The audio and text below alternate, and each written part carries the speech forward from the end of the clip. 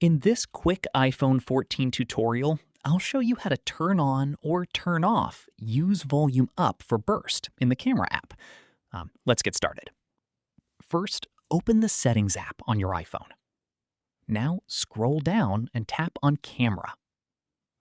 In the camera settings, look for the option called Use Volume Up for Burst.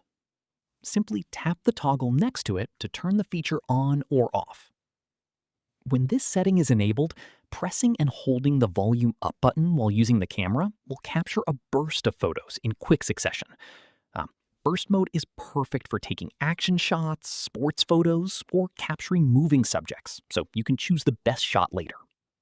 To test it, open the camera app and press and hold the volume up button.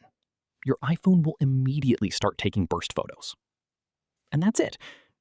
Now you know how to enable or disable Use Volume Up for Burst on iPhone 14. If this video helped, make sure to like, subscribe, and comment below for more quick iPhone camera tutorials.